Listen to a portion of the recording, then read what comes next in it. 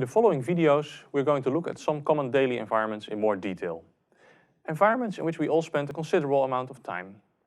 In this video, we're going to take a look at the kitchen.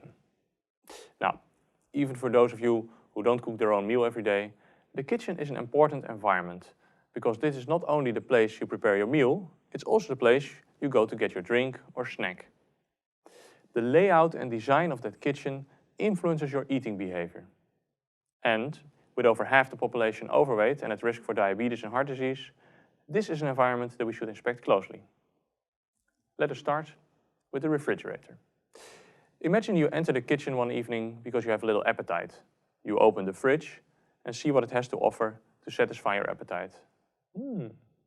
Some cheese looks good, maybe a bit of that last piece of pizza, a bite of that sausage, and maybe some of that Orangina to flush it down. Yeah, that looks good too. But that might not be the healthiest option. We all know that we should eat more vegetables. In the Netherlands, the official recommendation is to eat 250 grams. Other countries recommend 5 pieces of fruit and vegetables a day or 6. The truth is, very few people actually make those recommendations. In the Netherlands, less than 5% of the population eats 250 grams of vegetables every day. Now, if you've bought carrots at the supermarket and you come home, where do you store them? In the fridge, of course. In the vegetable drawer.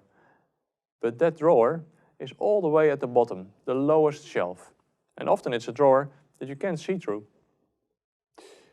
Remember how we discussed that Coca-Cola pays the supermarket to be at eye level on the shelves?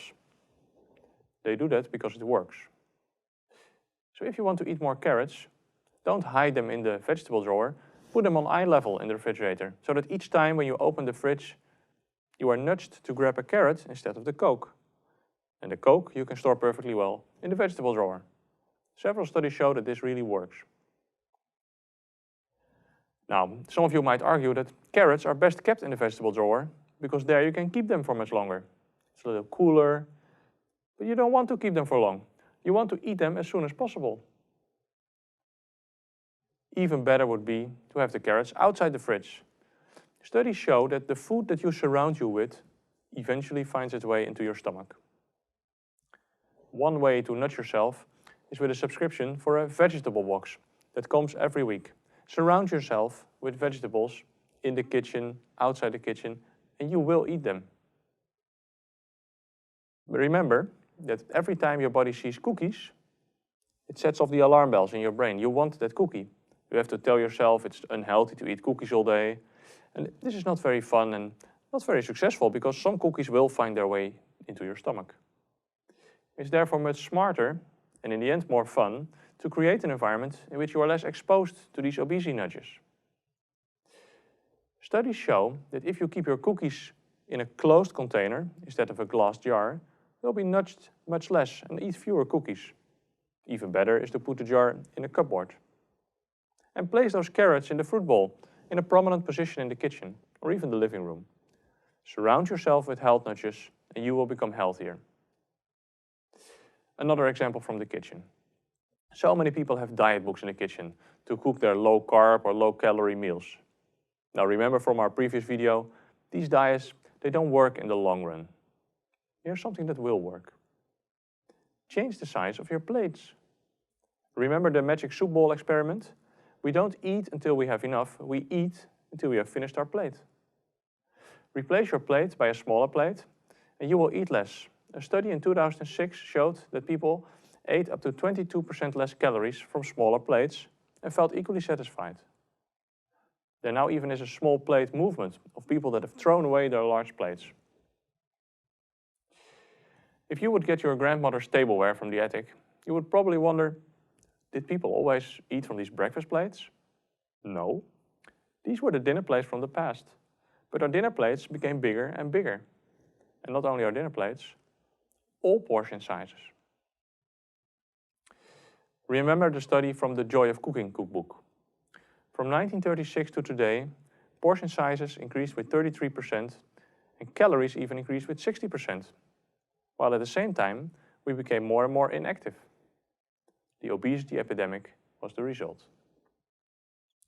Even the size of our glasses increased, Recently I got 2 wine glasses that were like fish bowls. I could empty an entire bottle of wine in the 2 of them and it didn't even look funny. There's another health nudge that you can use in the kitchen with glasses. Our mind works in such a way that we think that tall glasses contain more liquid than wide glasses. If you let people pour a drink in a tall glass, they will pour 20% less. Children will even pour 74% less. So use the tall glasses for soft drinks and other sugary drinks like fruit juices, and save the wide glasses for water.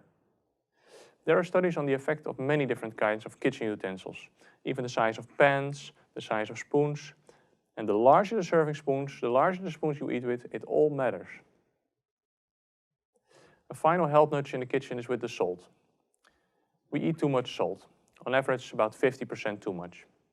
And one way to nudge yourself is to replace the sodium salt in your salt shaker with potassium salt.